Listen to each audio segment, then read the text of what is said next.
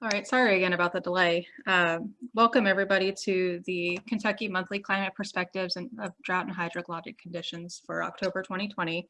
I am Megan Shargaradsky with the Kentucky Climate Center, and I will be your moderator today.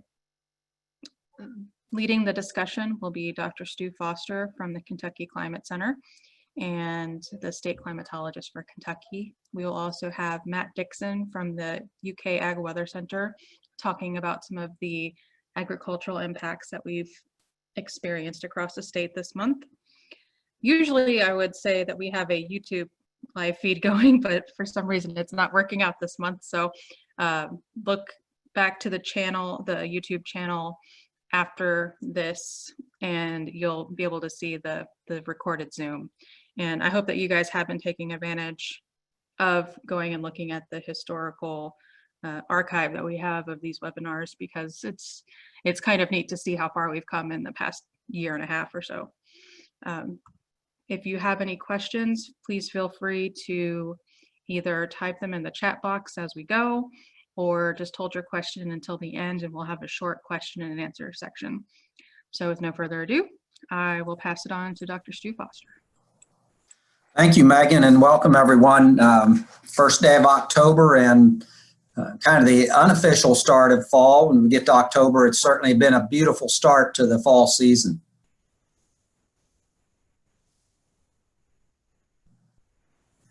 So again, hopefully most of you have been on our calls regularly and are familiar with the numerous partners that we have and our affiliation with the Midwest Drought Early Warning System and the National Integrated Drought Information System that have helped make this webinar series possible.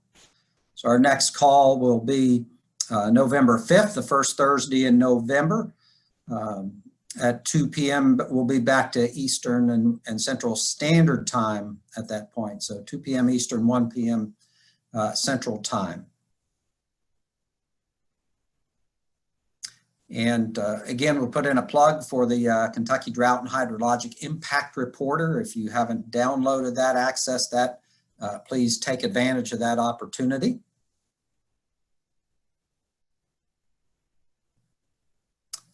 So this month we'll follow our traditional approach here of looking at recent conditions, some impacts, and then the outlooks going forward. We're in that transitional time of year as we move from the very warm summer months to in toward the cool winter season. And so that's a time where there's a lot going on in terms of outlooks that we want to touch on. We've got a couple photos over here on the left highlighting the fall harvest on the left there in Fulton County. And again, we've had some overall pretty good conditions. I think I'll let Matt talk about that in a little bit more detail. And then in the lower left, kind of as opportunity for farmers to get a second cut of hay in here before the end of the growing season. So with that, we'll move on and start taking a look at precipitation, temperature, soil moisture, all those kinds of things that sort of summarize our current climatological conditions. So the last 30 days, precipitation across Kentucky, we've actually kind of shifted to a little bit drier pattern, and we'll kind of start out with that right out of the gate here, because last month we had a slide that highlighted the fact that we had been running above normal precipitation ever since the end of the flash drought last year, which really concluded in early October. So we had started from October through August, had all been above normal precipitation, but things changed a bit here this September. We don't have the final numbers on average statewide rainfall totals, but if you take a look over the last month, we see a lot of values that are in the 2 to 3 inch range. There are some areas across the state that kind of a swath from the southern border, south central border, running northeastward through central Kentucky and into eastern Kentucky, where we had rainfall amounts that were 5, in one case over 7 inches But outside of that, much of the state was noticeably drier than it had been for the last few months. And again, you can see values there, 2-3 inches across much of the state on the Ohio River Valley, and then down again in southeastern Kentucky with the higher amounts in between. You also note, and we'll talk about this a little bit later, but if you go outside of Kentucky, the radar estimated precipitation values in Indiana and Illinois are much different, much drier up there. Again, we'll come back to that here a little bit later.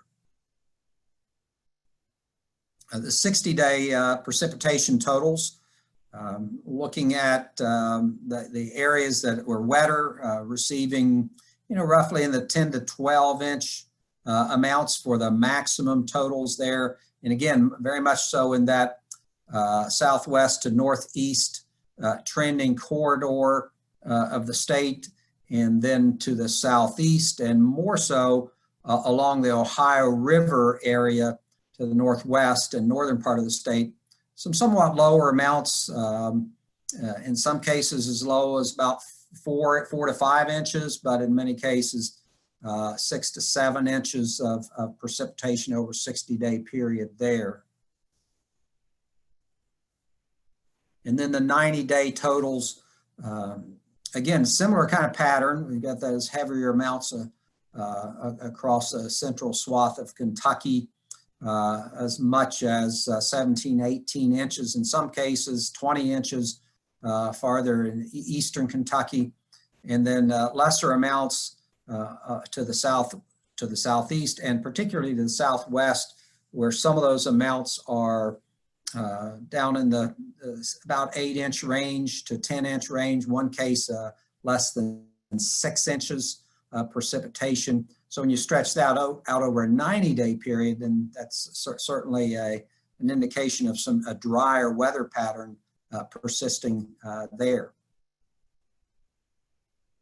When we look at all of it in terms of what's normal, the radar estimates of precipitation as a percent of normal, the 30, 60, and 90-day windows on that. The one that stands out is the 30-day window, and certainly that's the one that we're kind of most interested in at this point. You can see that the blues, the greens, the blues are areas that were 100% and above in terms of precipitation received, and the darker blues there more than twice what would be normal. And again, that's a substantial part of Kentucky, but at the same time, it's certainly not the majority of the state. And when you get to the northwest there along the Ohio River, you've got a lot of browns, yellow shades that are running down to the driest areas, being about 50%, or even a few areas less than 50% of normal over the last 30-day period. And again, if you look on up into the Indiana, Illinois area, those reds and deep reds are areas that are less than 25% of normal, and the deeper reds less than 10% of normal, or even less than 5% of normal precipitation. So on the bigger picture, while we're focused on Kentucky, the last few months there have been drought conditions impacting Iowa, and that's kind of shifted eastward. Iowa got some relief, but it's gotten much drier east of that area, and kind of moving into this central Indiana being sort of the core area of that dryness. And so we want to keep an eye on that here in Kentucky at this time of year. If you look at the 60 and 90-day totals or percentage of normal, you see a lot more of the greens and blues in there. And again, that's reflecting the notion that we had been running above normal precipitation for several months. And so there, the drier areas are still, the yellows and browns are still, generally close to 90% of normal precipitation, maybe a little bit less. So the longer term picture looks pretty good all in all. And of course, we're entering the cooler season of the year, where areas where we might have some deficits, really not a major concern going forward, again, at this time of year. Temperature-wise, it's been an interesting last month. We've kind of enjoyed an early start to fall, and that shows up in a map of the average maximum temperatures as a departure from the long-term mean. Kentucky has been generally 2 to 3, as much as 4 degrees below normal in terms of average high temperatures over that period. Meanwhile, low temperatures tell a little bit different story, that we've been running generally, a degree or two above normal in terms of low temperatures in departure from their long-term averages. Now, that pattern would typically be associated with a situation where we have abundant precipitation, more cloud cover and so forth, depressing the highs and raising the low temperatures. But again, over much of the state, that wasn't necessarily the case over the last month. So kind of an interesting pattern there, given the somewhat drier conditions that much of the state had received. But in any case, it's again been a pretty cool September. And wanted to kind of compare things going back a year ago. Again, we were in the midst of a really rather remarkable flash drought in terms of the intensity of it, in terms of both temperature and precipitation. And I just selected a few of our mesonet stations kind of scattered around the state, trying to kind of capture a representative sample. And you can look at the average daily maximum temperatures from last September compared to this year. And you can see that we're running on the stations selected there anywhere from 8 to more than 11 degrees cooler this September than last year. And interesting fact from last year is that if you were to look at the average high temperatures by month across the state, you would normally assume that the hottest month of the year in terms of average highs would be July, maybe August, but last year it was September. Very unusual. Precipitation, again, last year amounts were very, very minimal, and the statewide average was just about 0.2 of an inch across the whole state. So even though it's been fairly dry over much of the state this month, comparatively, it's been quite a bit wetter than last year, as it were. So a big difference from one year to the next. Moving on to looking at soil moisture and groundwater. Soil moisture on the left across the state as of September 30th, generally around either near normal to above normal, up to the 70th, 80th percentile. And again, this is a National Weather Service product from the Climate Prediction Center.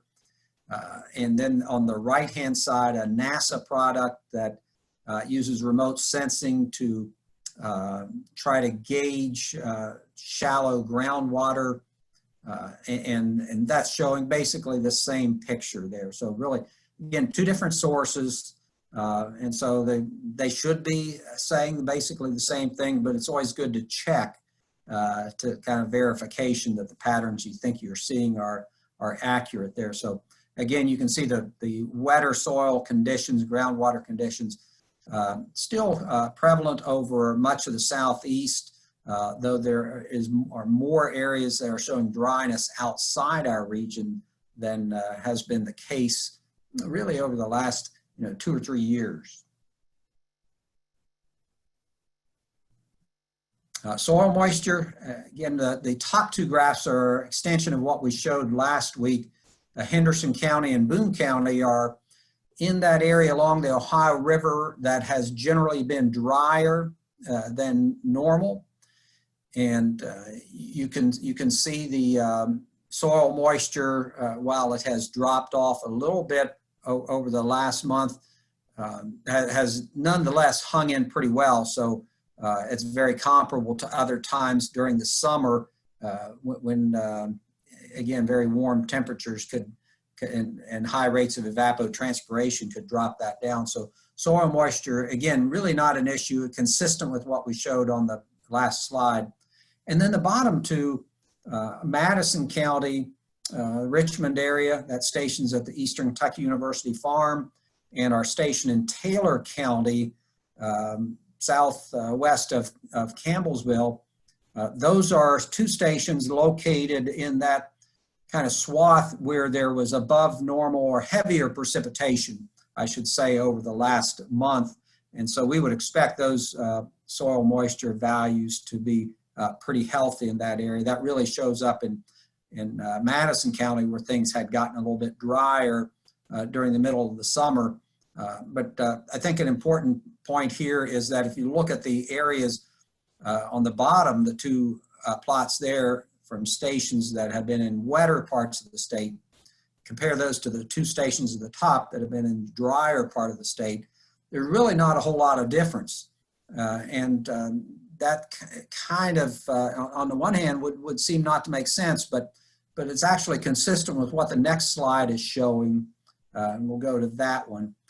And that slide is again, looking at the evaporative demand drought index, how thirsty the atmosphere is for water, how much it's trying to extract through evapotranspiration. And you can see that Kentucky's values over the last week have been below normal, generally near to below normal. And over the past month have been generally pretty close to normal. So the point is that even though some areas have been dry, the atmosphere has not been depleting moisture from the environment at a high rate per se, compared to what could certainly be the case in previous years and compared to what was definitely the case last year at this time.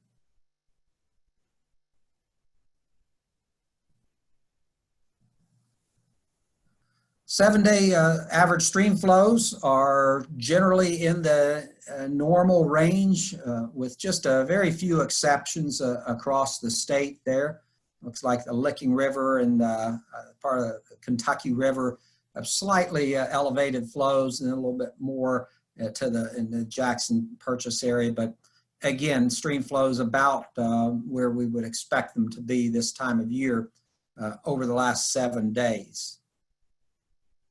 And when we look at the last 28 days, stream flows a little bit higher than what we're seeing over the last 7 days. So again, kind of reflects the notion that we had been wetter and we are in the process of drying out now.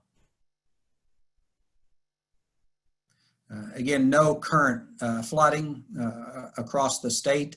And this time of year, we would generally not expect that unless we were to be hit pretty directly by a tropical system, the remnants of a hurricane. And, so we don't see that happening at present. And again, not too common this time of year. So moving on to the U.S. Drought Monitor, Kentucky is currently pretty much in the clear, but we do see drought conditions starting to develop to our north, not very far from us. Some areas that are abnormally dry, and then in central Indiana into moderate drought at this time of year.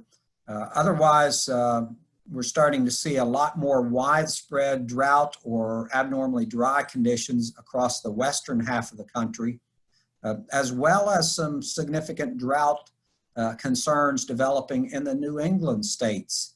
But again, if you look at Kentucky or the Southeast, a much different picture than the rest of the country at this point. And the map showing change in drought conditions across the country, we can see the yellow shades to orange shades indicating a one or more class degradation in terms of drought status. So drought becoming more prevalent, more intense in those areas. And again, that's a pretty large portion of the West where there's a pattern of deteriorating conditions. And then again, we see some improvement we talked about before in Iowa and parts of northern Illinois.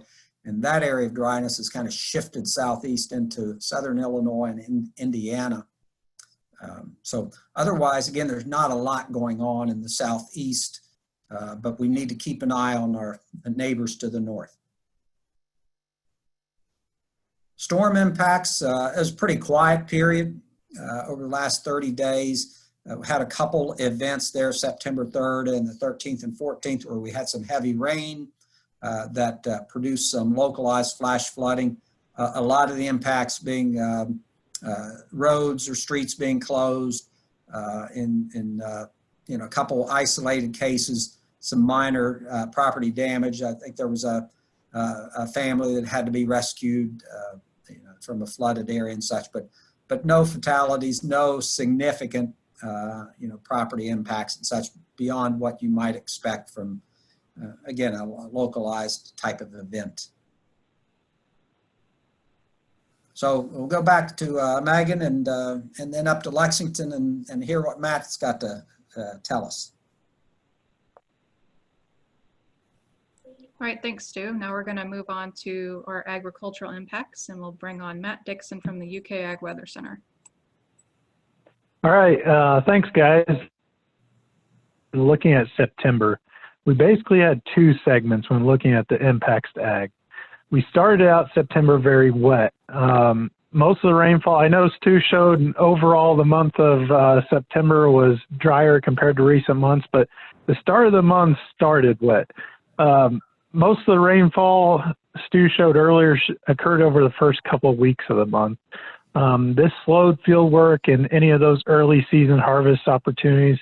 I added a bar chart there in the lower left-hand corner that shows precip departures for the state on a weekly basis throughout 2020. This state departure takes into account station data from the Kentucky Mesnet and National Weather Service stations across the state.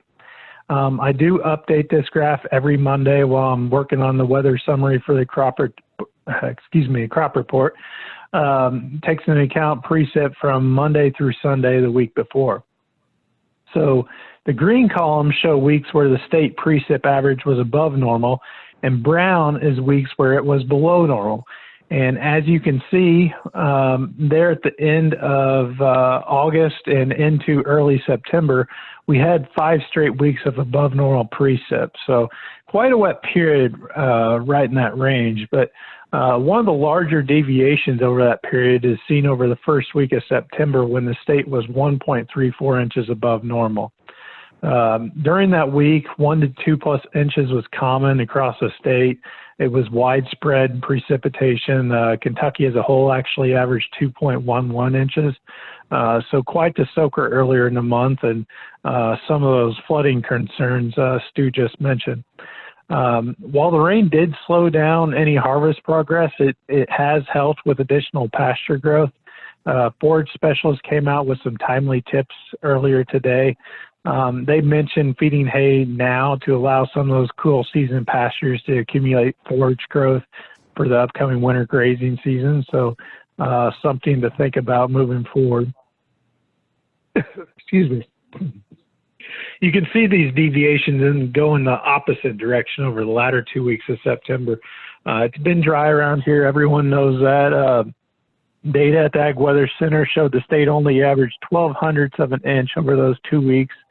So I believe it was nice to see some precip with this last rainfall event on Monday. The state averaged a little over 0.6 of an inch with that system.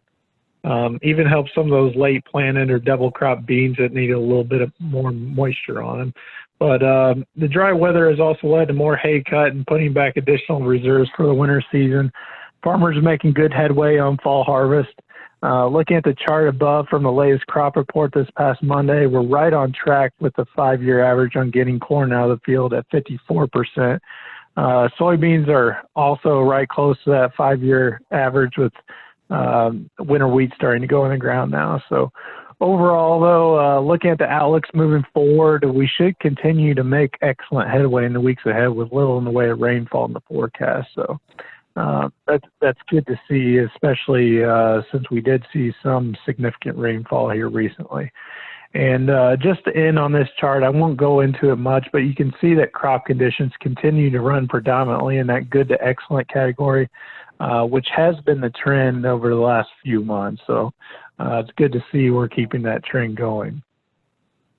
Lastly, I wanted to add this frost freeze chart in the lower right-hand corner for anyone that may have some warm season vegetables still producing. Some livestock producers may also be concerned about the toxicity of Johnson grass, Sudan grass, and other species after a light frost. There is some talk about some patchy frost, most notably tomorrow night, but I believe this should only be reserved for those typical cool spots in the low-lying sheltered locations. Overall, most should stay in the clear. This is a little bit earlier than normal to be talking about frost, but nothing too drastic. Looking at the chart, I include several stations across the state showing the typical occurrence of first freeze when we see that first 32-degree temperature. Average for Lexington and Bowling Green is October 27th. The earliest and latest freezes can also be seen, but bottom line, we usually don't see that first freeze till mid to late October. So Stu will talk about it in a second, but judging by the outlooks, after this cool snap through the weekend, temperatures do trend warmer the rest of the month. So this may not be something we have to worry about for a while. So that's what I wanted to add for this month. If you have any questions, I'll be on at the end of the webinar. So with that, I'll send it back to you, Megan. Thanks, Matt. Now we'll move back to Stu Foster with some outlooks for the next few months.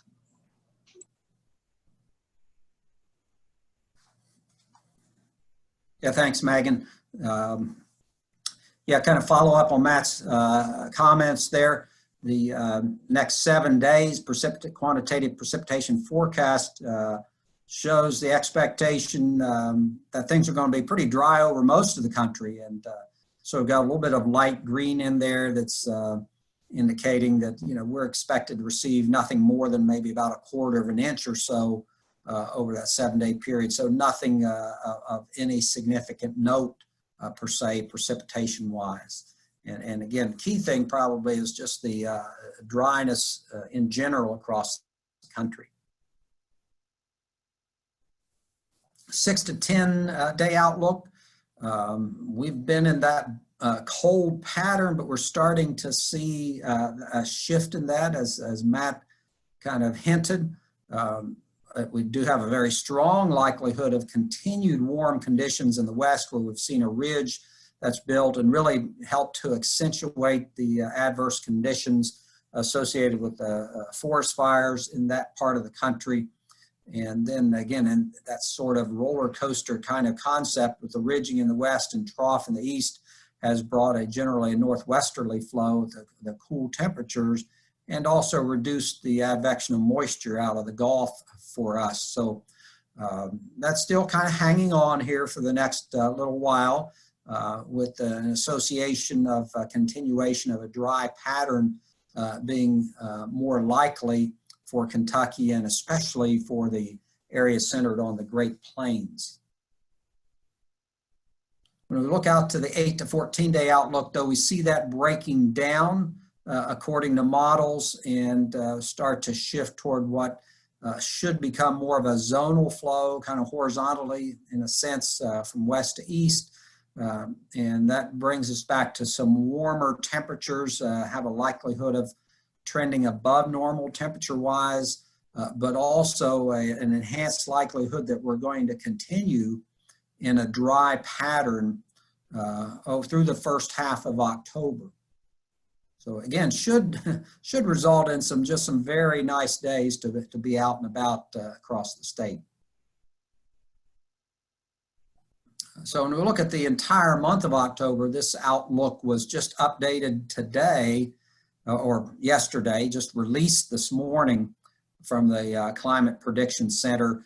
And you can see that the October outlook still has us with a slightly enhanced likelihood of below normal temperatures, but that's really a reflection of what's happening right now. so that as we go forward, once we get through this cool period that we have continued to be in, once that kind of moves out of the picture, then again, we're likely to get back to a more normal to above normal temperatures for the remainder of the month. But when we average it as a whole, this cool start's likely to keep us in that cool category for the month. And then again, on the right-hand side, pretty strong likelihood of drier than normal conditions. Again, it's been an active hurricane season up to this point, and that could always disrupt that pattern a little bit, but we're starting to get later in the hurricane season, so there's a lesser likelihood of that going forward. We are now in a La Nina officially, and we expect 75% likelihood of that continuing in the fall and through the winter. You can see the probabilities there in the lower right, reaching up close to 80% for the October, November, December period before dropping back a little bit as we go forward. And again, traditionally that tends to mean that we might be somewhat wetter all in all for the winter season, with drier conditions across the southern tier of the state. But the next two slides show a little bit more historical context for what that might mean for us here in Kentucky. So again, let me go through this slide. I introduced this last month for precipitation. So we have broken the year down into 3-month moving windows. So DJF is December, January, February, and across there. So if you go down to the bottom row, the second one over, SON for September, October, November, and then kind of look at the next one, October, November, December. That's the period we're in. So on the left side of the graph in the kind of bluish purple shading, those are the La Nina years that we've had since 1950. And the bottom value is the Oceanic Nino Index. So when that drops below negative 0.5 and stays there for a period of 3 months, that's considered a La Nina event. So the vertical axis is showing total precipitation over that 3-month window. Each of the circles represents a different year, and the line is sort of like a barcode, so you can kind of look at the concentration of years, you know, where there are lots of bars. That means there were a lot of years in that range.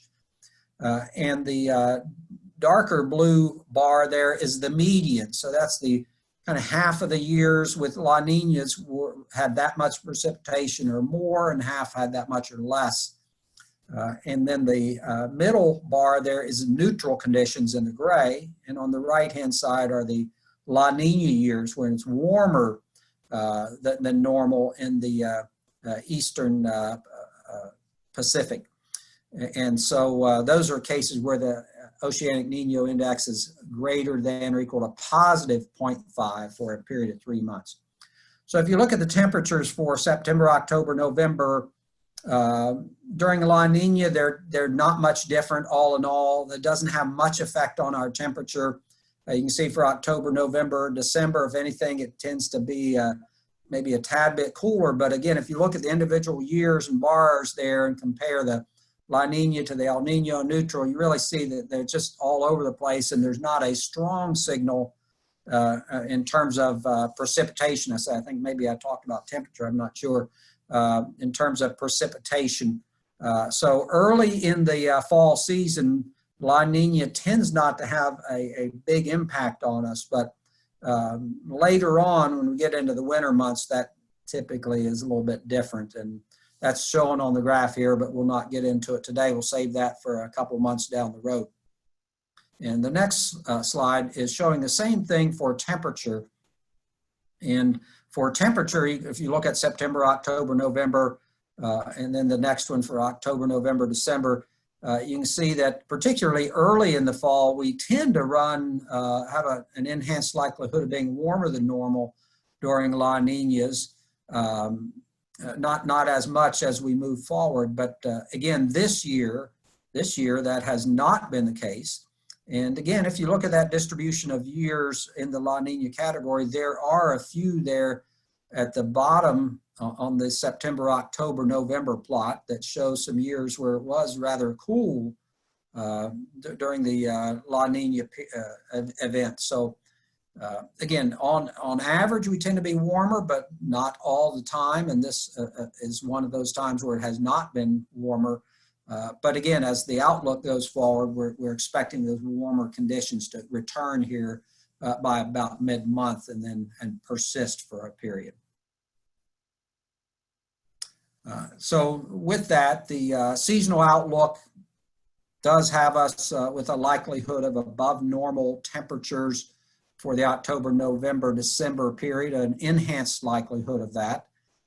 And really no signal, equal chances on precipitation of above, near, or below normal.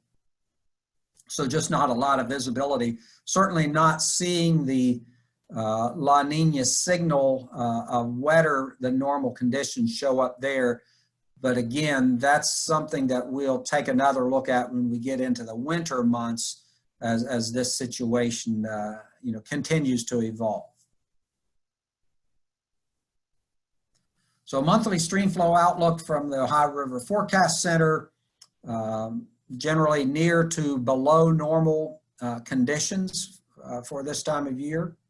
And again, reflecting some of the outlook there for an enhanced likelihood of drier weather. Seasonal flood outlook. This one, I was trying to get some clarification from the Ohio River Forecast Center, but I was not able to get in touch with my contact there.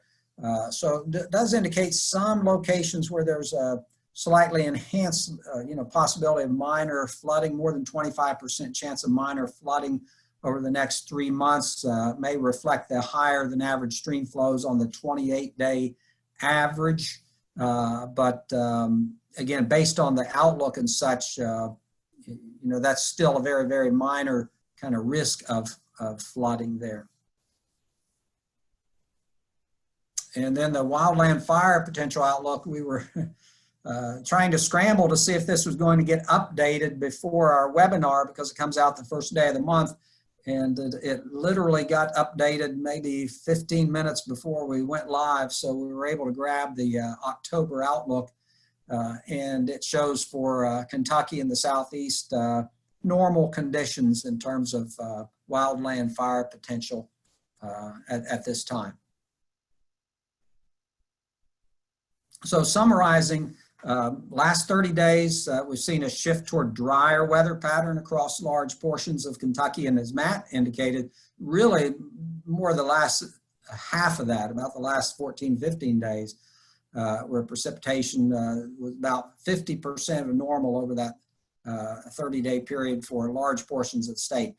Soil moisture and groundwater levels generally near to above normal across the state.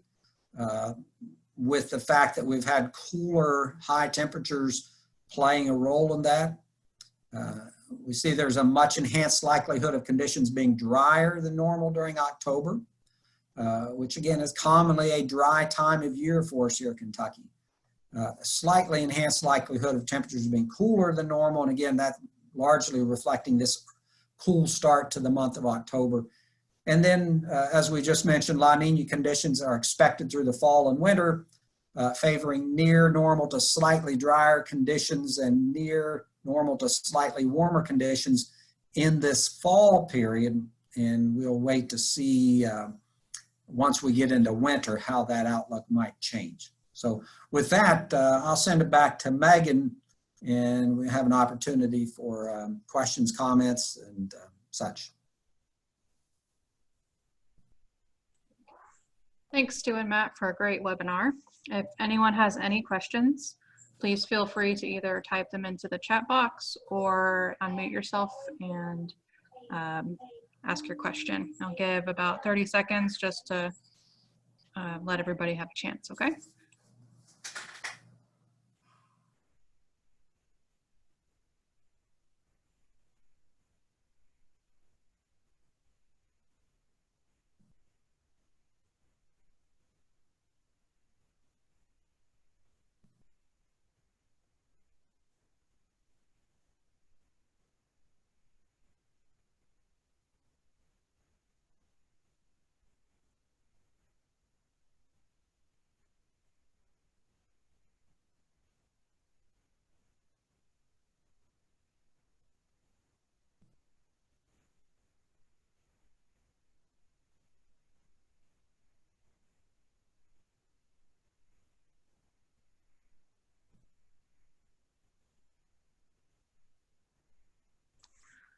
To a degree, it's great that nobody has questions because that means both things were explained well and that not much is going on that people need more information on. So thanks everyone for coming. Next scheduled webinar will be November 5th, Thursday.